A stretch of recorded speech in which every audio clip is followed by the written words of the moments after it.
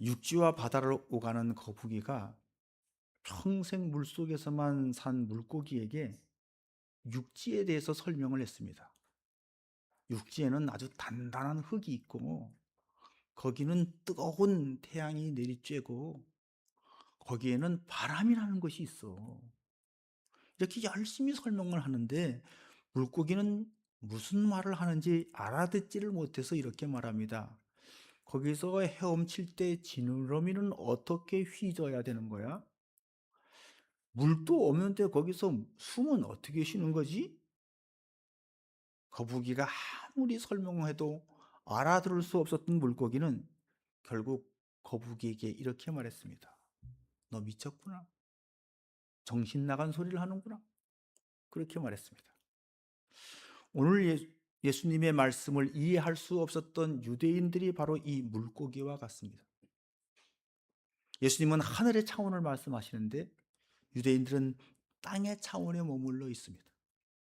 예수님은 위에서 나셨는데 유대인들은 아래서 났습니다. 예수님은 태초부터 영원까지, 영원 전부터 계시지만 유대인들은 시간 속에 존재합니다. 그래서 도무지 예수님의 말씀이 무슨 뜻인지 알아들을 수가 없습니다. 사랑하는 성도 여러분, 우리 그리스도인들은 이 땅에 살지만 하늘에 잇대어 살아야 합니다. 이 세상에 살지만 천국을 경험하며 하나님 나라를 바라보며 살아야 합니다. 우리가 이 나라 대한민국의 시민권자이지만 동시에 천국의 시민권자임을 인식할 수 있어야 합니다.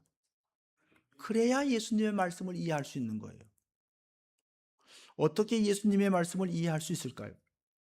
성령 받아야 합니다. 성령이 아니면 이 세상 지식으로, 이 세상의 관점으로 영원한 세계를 이해할 수가 없는 겁니다. 그래서 베드로가 이것을 깨닫고 주는 그리스도시요 살아계신 하나님의 아들이라고 고백을 했을 때 예수님께서 이렇게 말씀합니다. 이를 알게 한 이는 혈육이 아니요 하늘에 계신 내 아버지이시니라. 사도 바울도 성령이 아니고서는 그리스도를 주라 시인할 수 없느니라 라고 말씀했습니다. 사랑하는 성도 여러분, 성령 충만하기를 바랍니다. 성령의 조명 아래 있기를 바랍니다. 지혜의 영이신 성령이 우리 영을 밝혀서 영원의 세계를 보고 알 수 있게 되기를 바랍니다. 자, 그런데 오늘 본문의 유대인들은 그렇지 못했습니다. 이들은 성령을 거부하는 사람들이었습니다. 이들은 여전히 땅의 것을 그것에 집착하고 세상 것에만 고집하고 그 세계, 이 세상 세계에만 빠져서 더 크고 놀라운 하나님 나라를 보지 못하고 있었습니다. 마치 우물 안의 개구리가 우물 속이 세상의 전부인 줄 알고 우물 밖에 바다 이야기를 들려주어도 그런 세상이 어디 있어? 라고 믿지 않을 뿐만 아니라 그 이야기를 하는 사람을 바보 취급을 하든가 미친 사람 취급하는 것처럼 오늘 유대인들이 예수님을 그렇게 취급하고 있다는 겁니다.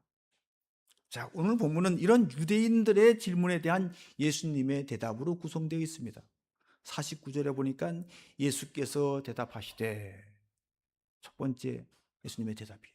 또 54절에 보니까 예수께서 대답하시되, 두 번째 대답입니다. 그리고 58절에 예수께서 이르시되, 세 번째 대답입니다. 이 세 가지 대답을 중심으로 오늘 말씀을 준비해 드립니다. 첫 번째 유대인들의 질문과 예수님의 대답을 한번 살펴보겠습니다.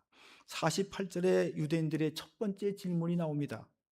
유대인들이 대답하여 이르되 우리가 너를 사마리아 사람이라 또는 귀신이 들렸다 하는 말이 옳지 아니하냐.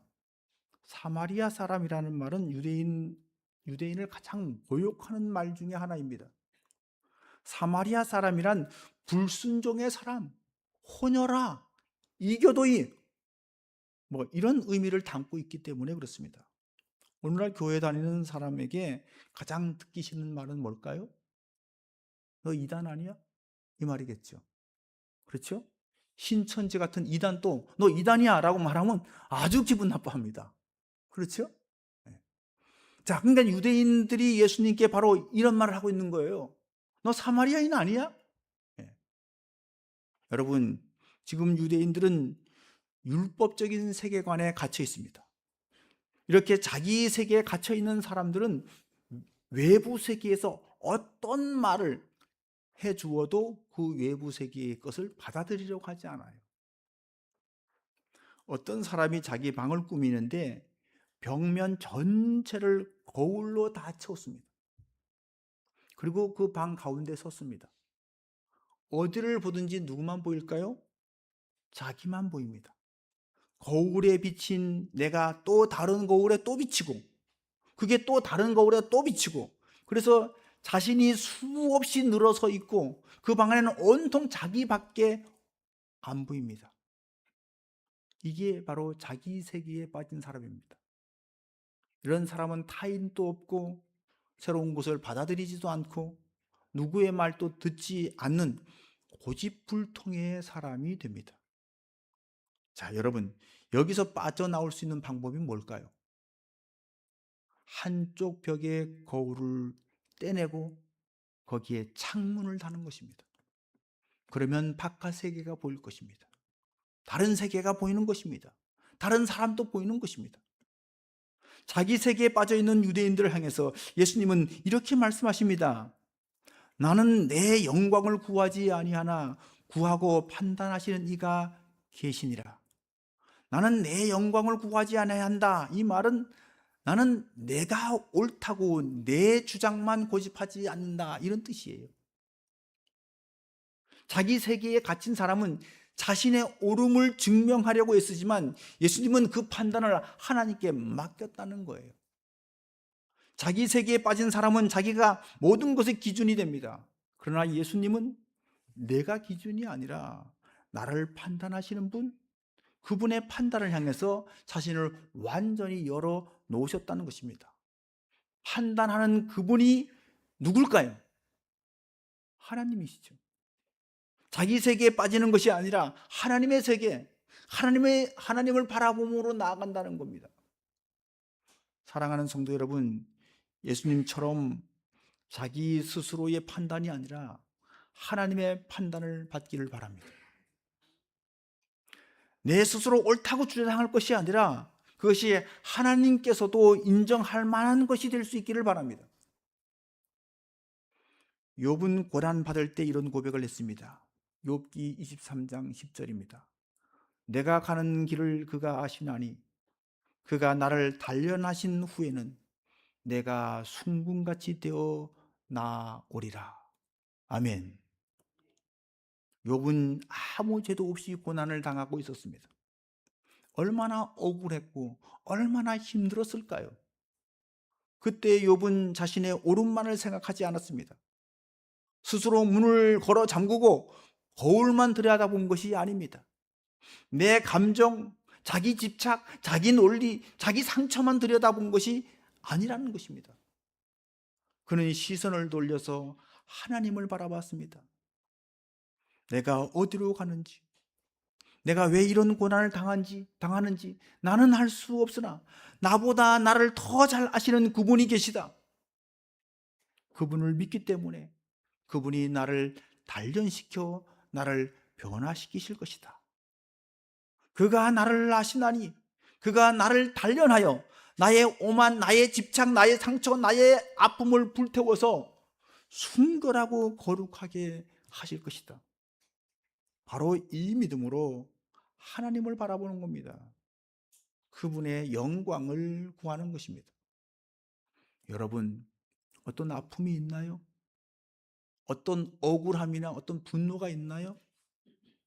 누구에게도 이해받지 못하는, 그래서 견디기 어려운 시련이 있나요? 하나님은 아십니다. 하나님은 아십니다. 옆 사람하고 인사 한번 할까요? 하나님은 아십니다. 하나님은 다 판단하고 있습니다. 우리가 그걸 믿는다면 우리도 예수님처럼 또 욥처럼 어떤 역경도 고난도 시련도 아픔도 상처도 다 견딜 수 있다는 거예요. 이길 수 있다는 거예요. 아멘. 자, 이렇게 유대인들의 멸시와 조롱을 견디고 이기신 예수님께서 이렇게 선포합니다. 놀라운 선포를 합니다. 51절입니다. 진실로 진실로 너희에게 이르노니 사람이 내 말을 지키면 영원히 죽음을 보지 아니하리라. 자, 예수님께서 이 땅에 오신 목적이 뭡니까? 우리를 죄에서 구분하여 영생에 이르게 하기 위해서 생명으로 오셨습니다. 말씀이 육신이 되어서 우리 가운데 오셨는데 요한복음 1장 4절에 보니까 이렇게 말씀합니다. 그 안에 생명이 있었으니. 그렇습니다. 예수님은 생명으로 오셨습니다. 그 생명을 우리에게 주시기 위해서 오셨습니다. 오늘 본문에서 이 생명을 가리켜서 영원히 죽음을 보지 않는 것이다, 이렇게 말씀하고 있는 것입니다. 영원히 죽음을 보지 않는다는 것은 세 가지 차원으로 설명을 할 수 있을 것 같습니다. 첫째는 단순한 시간적 차원입니다. 죽지 않고 생명이 무한히 지속된다는 것이죠. 육신의 생명은 점점 늙어가다가 결국 죽습니다. 그러나 예수님이 주시는 생명은 육신이 죽어도 소멸하지 않고 하나님 나라에서 계속된다는 겁니다. 아멘. 자, 둘째, 질적인 차원으로 하나님의 생명에 참여하는 것을 의미합니다. 영생은 단순히 시간의 길이가 아니라 삶의 질을 의미하는 겁니다. 요한복음 17장 3절에서 예수님은 이렇게 말씀하십니다. 영생은 곧 유일하신 참 하나님과 그가 보내신 자 예수 그리스도를 아는 것이니이다. 아멘. 예수님을 아는 것이 영생인데, 이 안다고 하는 것은 단순한 지식이 아니라 인격적인 연합을 의미합니다. 다시 말해서 영원 전부터 계신 하나님과 연결되어서 그분의 성품, 그분의 평강, 그분의 사랑을 공유하는 상태가 생명이라는 거예요. 이것이 없다면, 다시 말해서 하나님과 연결되어 있지 않다면 육체적으로 살아있을지라도 실상은 죽은 것이다. 성경은 그렇게 말합니다. 그는 허물과 죄로 죽었던 너희를 살리셨도다 라고 했습니다. 허물과 죄로 하나님과 단절된 것을 죽었다고 표현한 겁니다. 그러니까 영생은 하나님의 생명에 참여하는 것이고 하나님의 영원에 접속하는 겁니다. 세 번째, 예수님 자신의 속성이 영원이라는 거예요.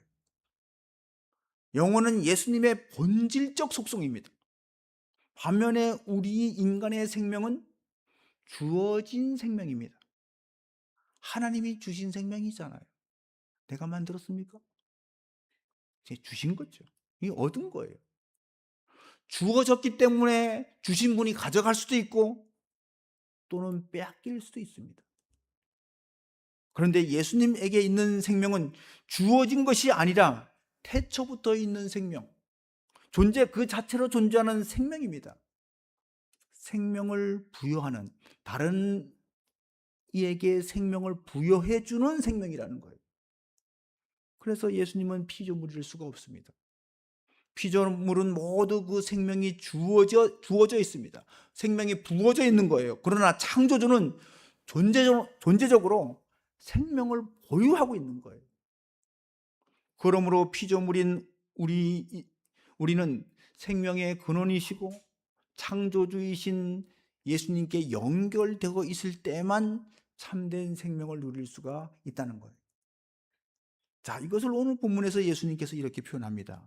내 말을 지키면 영원히 죽음을 보지 아니하리라. 자, 예수님과 연결되는 방법이 뭡니까? 예수님을 믿고 예수님 말씀을 지키는 것이다 라고 분명히 말씀하고 있습니다. 여기서 지킨다라고 하는 말은 단순히 예수님의 명령을 수행하는 것을 넘어서는 말이에요.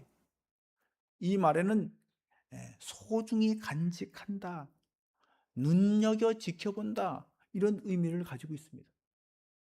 말씀을 지키는 것은 순종해야만 한다고 하는 어떤 짐이 아니라 보물을 가슴에 품고 소중히 간직하는 것과 같다는 거예요. 말씀을 소중히 간직하시기 바랍니다. 말씀을 보물처럼 귀중하게 마음에 소유할 수 있기를 바랍니다. 바로 그것이 예수님과 연결되는 방법이라는 거예요.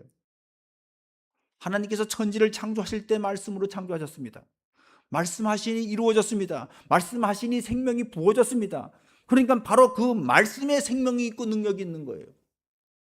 그러므로 예수님의 말씀을 듣고 믿고 지키면 첫 번째, 영적인 생명이 잉태되게 되는 겁니다. 영혼이 소생한다고 표현하죠. 두 번째, 그 말씀은 우리의 삶의 방향을 인도해 줍니다. 세 번째, 그 말씀이 죽음의 권세를 이기게 하는 실제적인 힘이 된다는 거예요. 마치 씨앗 안에 거대한 나무가 될 만한 생명력이 그 안에 숨겨져 있듯이 예수님의 짧은 한마디 말씀 안에 사람의 운명을 영원히 바꿔줄 그런 능력이 담겨져 있다는 겁니다. 천정에 전구가 있죠. 저 전구가 스스로 빛을 내는 것이 아니라 뭔가로부터 받는 것이 있기 때문에 불을 내는 거예요. 저 전구에 불이 들어오는 것은 저 전구가 발전소와 연결되어 있기 때문에 그런 겁니다. 저 전구가 발전소와 연결되어 있지 않으면 전혀 쓸모없는 물건이죠. 저기 있을 필요도 없죠. 우리 인생도 마찬가지라는 거죠. 우리 생명도 우리 자신에게서 나오는 것이 아니라 영원한 발전소이신 하나님께 연결되어 있을 때만 생명력이 있다는 겁니다. 예수님은 발전소이신 하나님과 우리 사이를 연결해 주는 전선과 같은 거라는 거예요. 우리가 예수님의 말씀을 듣고 믿고 지킬 때 우리는 하나님과 연결되어서 그분의 영원한 생명이 내 안으로 흘러 들어오게 되는 겁니다. 아멘. 자, 두 번째 유대인들의 질문과 예수님의 대답은 52절에 나옵니다. 내 말을 지키면 영원히 죽지 않는다는 예수님의 대답에 유대인들이 반문합니다. 아브라함도 죽었고 선지자들도 죽었거늘 너는 도대체 누구인데 감히 죽지 않는다고 큰 소리를 치고 있는 거냐? 내가 아브라함보다 더 크냐? 라고 반발하며 질문을 했습니다. 이 반발에 대해서 예수님은 아주 멋진 대답을 또 하셨습니다. 먼저 읽어보겠습니다. 54절입니다. 내가 내게 영광을 돌리면 내 영광이 아무것도 아니거니와 내게 영광을 돌리시는 이는 내 아버지시니 곧 너희가 너희 하나님이라 칭하는 그이시라. 아멘. 자, 여기서 예수님은 내가 누군데, 내가 어떤 존재인데 이렇게 하면서 자화자찬하지 않았습니다.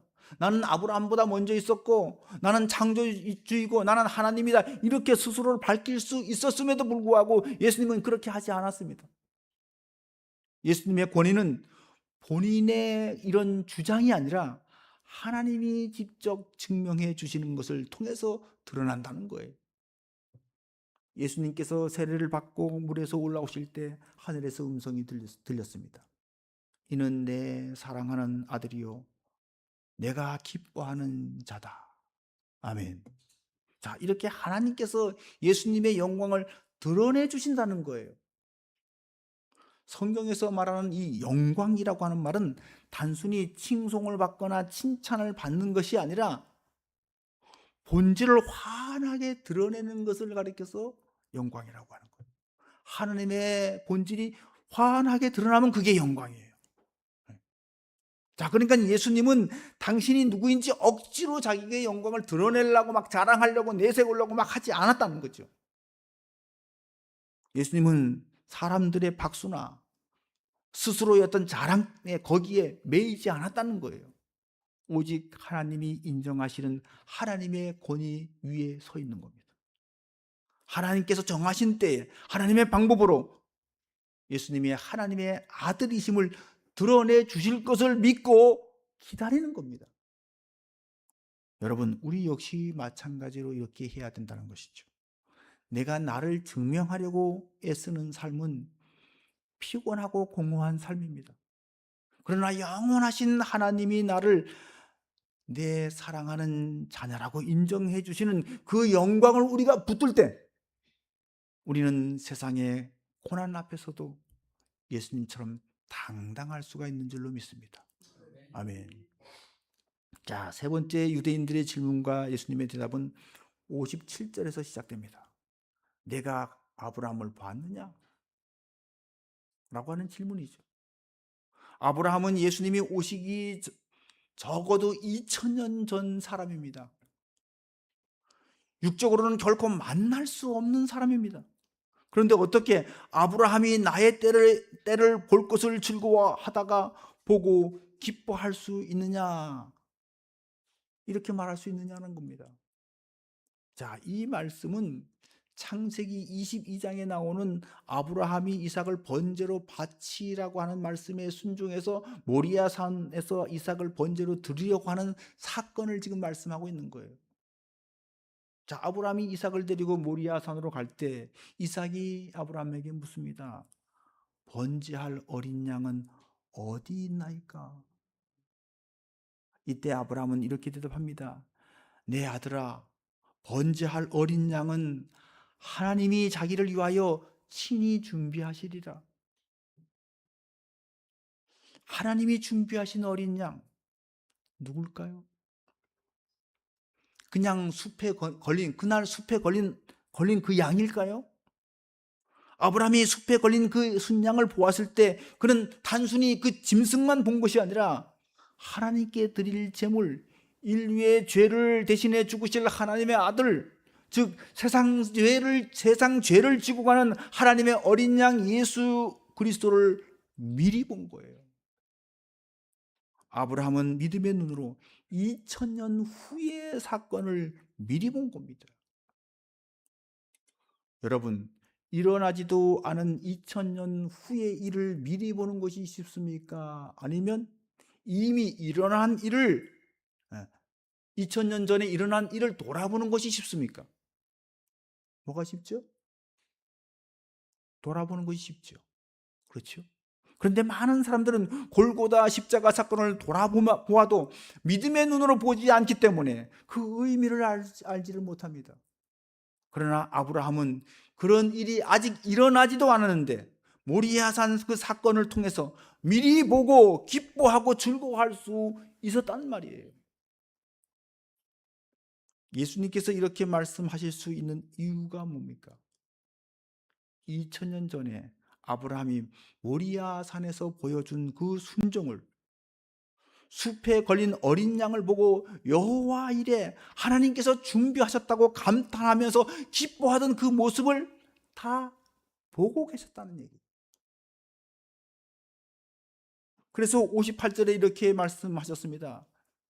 진실로 진실로 너희에게 이르노니 아브라함이 나기 전부터 내가 있느니라. 아멘. 네. 내가 있다. 이 말은 여러분 헬라어로 에고 에이미라는 말인데 영어로는 I am이라는 말이에요. 출애굽기 3장 14절에 보면 하나님께서 모세에게 나타나셨을 때 모세가 하나님의 이름이 뭐냐고 물었습니다. 그때 나는 스스로 있는 자니라 라고 대답했어요. 그것이 I am that I am. 헬라어로는 에고 에이미, 똑같은 말이에요. 나는 스스로 있다. 나의 생명은 누군가로부터 부여받은 것이 아니라 본래부터 내게 있는 것이다. 아브라함이 나기 그 전부터, 아브라함에게 생명이 부여되기 전부터, 영원 전부터 나에게 생명이 있었다. 이 말이에요. 그렇습니다. 예수님은 영원 전부터 존재하시는 분이에요.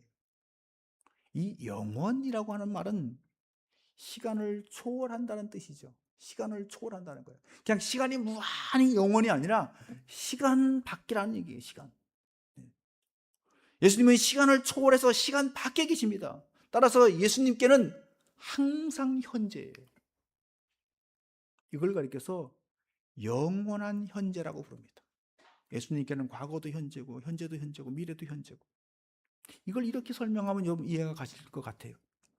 소설가가 소설을 쓸 때 소설 속의 시간은 10년이 흐를 수도 있고 100년이 흐를 수도 있습니다. 작가는 소설 속 인물들의 그 과거와 현재와 미래를 다 알고 있습니다. 그리고 어느 때든지 어느 페이지든지 자기 마음대로 펼쳐볼 수가 있습니다. 그 소설 내용이 1000년이든 2000년이든지 기간이 있다고 할지라면 그 손 안에, 작가의 손 안에 뭐가 있어요? 다 잠겨 있는 거예요. 네. 작가는 소설 속에서 과거와 현재와 미래를 다 관여할 수가 있다는 거죠. 작가는 소설 전체를 지배하고 있는 겁니다. 이게 영원의 의미예요. 영원 전부터 계신 예수님은 어느 시대든지 과거든지 현재든지 미래든지 다 관여하고 간섭할 수 있다는 얘기예요. 아멘. 이제 결론을 맺겠습니다. 사랑하는 성도 여러분, 오늘 우리는 유대인들처럼 땅의 차원에서 살 것인가? 아니면 아브라함처럼 영원의 창을 열고 살 것인가? 이 도전 앞에 우리가 서 있습니다.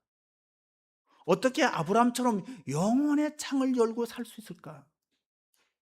세 가지를 제시했습니다. 첫째는 내 안의 거울을 깨고 하나님께로 창을 낼 수 있기를 바랍니다. 내 방에 거울을 깨뜨리고 거울을 제거하고 창을 내세요. 하나님을 향한 창. 자기 세계에만 갇혀 있지 마시기 바랍니다. 자기 고집과 자기 생각에 갇혀서 더 넓고 크고 영원하신 하나님의 세계를 바라보지 못하는 우울을 범하지 말라는 얘기. 두 번째는 영원한 현재이신 예수님께 접촉하기를 바랍니다. 접속하기를 바랍니다. 소설가가 어느 페이지든지 펼쳐볼 수 있듯이 영원하신 예수님은 우리의 아픈 과거도 불안한 미래도 다 보고 있습니다. 예수님께는 그것이 다 현재같이 보이는 거예요. 그 주님을 늘 생각하고 살아갈 수 있기를 바랍니다. 세 번째는 말씀을 보물처럼 소중히 간직할 수 있기를 바랍니다. 영생은 죽어 소망하는 것이 아닙니다. 오늘 발전소이신 주님의 말씀을 내 마음에 소중히 간직하고 그 말씀대로 살아갈 때 우리는 이미 죽음을 이긴 생명의 삶을 살고 있는 것입니다. 사랑하는 성도 여러분, 우리의 삶이 영원하신 주님과 연결되어 영원한 그 나라를 기대하고 소망하고, 그래서 이미 영원에 접속된 삶을 살아가는 저와 여러분이 되기를 주의 이름으로 축원합니다. 아멘. 기도하겠습니다. 하나님 아버지, 우리가 땅의 차원에 갇혀 눈앞에 일에 일희일비하여 돌을 던지는 유대인처럼 살지 않게 해 주시옵소서. 영원 전부터 계신 예수님께 우리 인생의 전선을 연결하게 해 주시옵소서. 아브라함이 모리아 산에서 예수님을 보고 기뻐했듯이 우리도 삶의 고난 현장에서 영혼의 창을 열어 주님을 보게 해 주시옵소서. 우리 안에 계신 영원한 생명이 오늘을 이길 힘이 되게 해 주시옵소서. 예수 그리스도 이름으로 간절히 기도드렸사옵나이다. 아멘.